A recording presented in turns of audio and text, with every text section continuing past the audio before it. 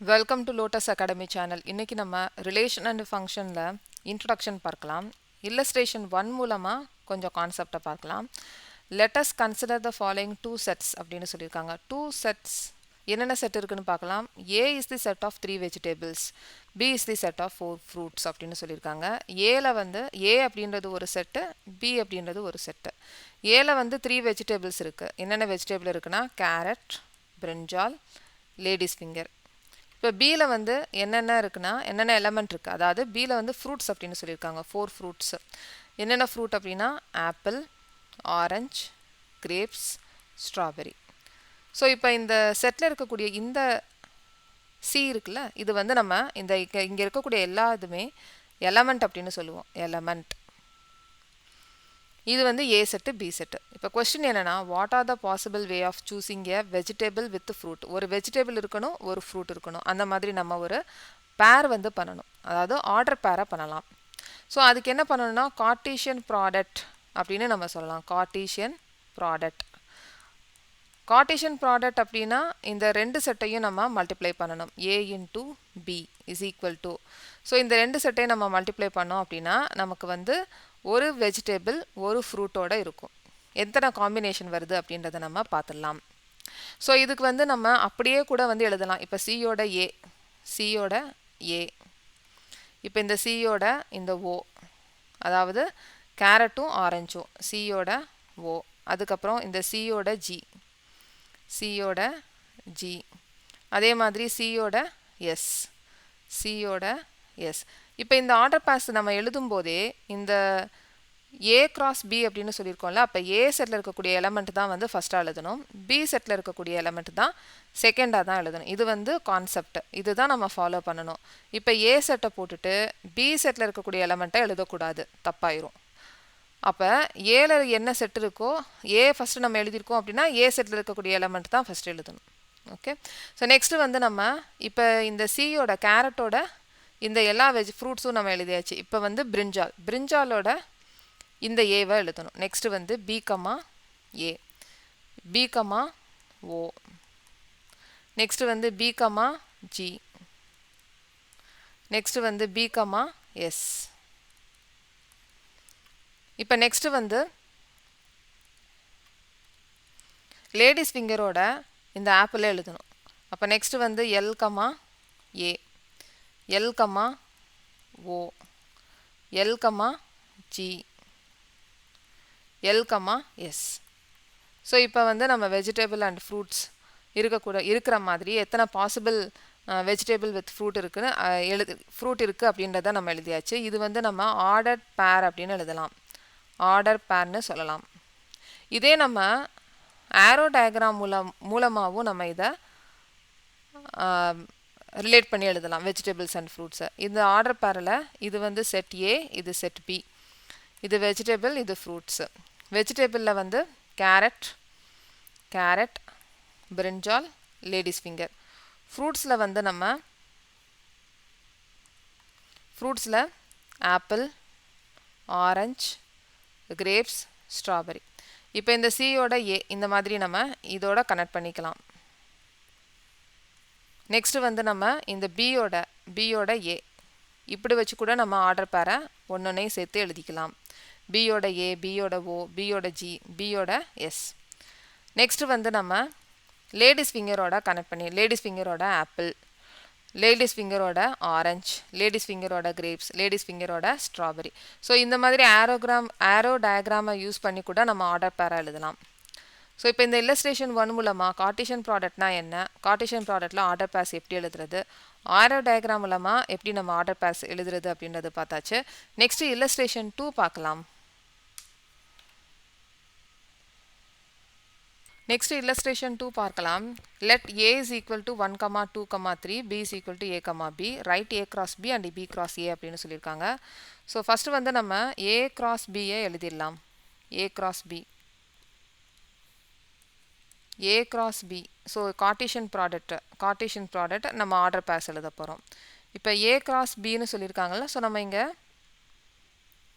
டேரெக்டாகவும் எழுதலாம், இல்லைனா நம்ம வந்து ஆரோ டயக்ராம் வச்சு கூட நம்ம எழுதலாம்.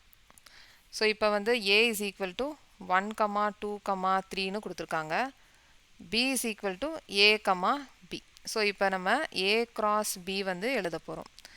இப்போ ஏவோட ஏன்னு சொல்லியிருக்கோம்ல, அப்போ வந்து ஆர்டர் பேரில் ஃபஸ்ட் எலமெண்ட் ஏவோடது தான் இருக்கணும். அப்போ 1, A. நெக்ஸ்ட் வந்து 1, B. இப்போ நெக்ஸ்ட் வந்து என்ன எழுதணும்னா 2ஓட A எழுதணும். 2ஓட A, 2ஓட B. 2, A, 2, B. So next வந்து 3. 3ஓட A, 3ஓட B. இப்போ நெக்ஸ்ட்டு நம்ம 3, A, 3, Bன்னு எழுதிடலாம்.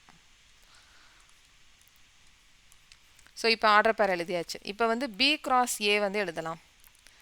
இப்போ B cross Aன்னு சொல்லியிருக்கோம்ல, அப்போ B செட்டில் இருக்கக்கூடிய எலமெண்ட் தான் வந்து ஃபஸ்ட்டாக எழுதணும். அப்போ B is equal to A, B.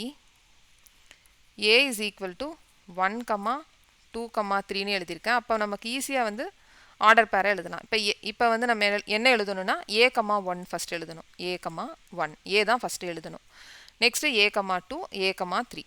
A, 2, A, 3.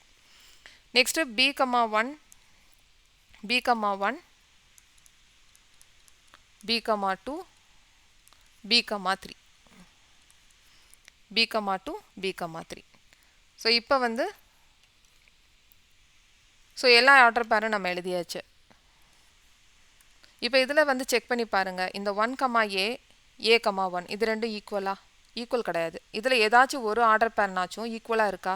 ஈக்குவலாக இல்லை. அப்போ இந்த இல்லஸ்ட்ரேஷன் 2ல் Cartesian product A cross B and B cross A இது ரெண்டுமே ஈக்குவல் கிடையாது. So A cross B is not equal to B cross A. இது ரெண்டுமே ஈக்குவல் கிடையாது. ஆனால் இங்கே number of A cross B order பேர்ஸும் number of B cross A இதோட ஆர்டர் பேரும் ஈக்குவலாக இருக்குது.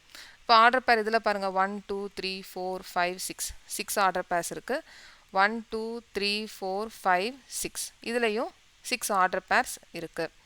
ஸோ நெக்ஸ்ட்டு வந்து வேறு நோட்ஸ் வந்து நமக்கு கொடுத்துருந்தாங்க புக்கில், அதையும் நம்ம பார்க்கலாம். இப்போ புக்கில் வந்து நோட் அப்படின்னு சொல்லியிருக்காங்களே, இது எல்லாமே கான்செப்ட் தான். இப்போ நம்ம பார்த்துருந்தோம்ல A cross B is not equal to B cross A, but number of elements in A cross B is equal to number of elements in B cross A.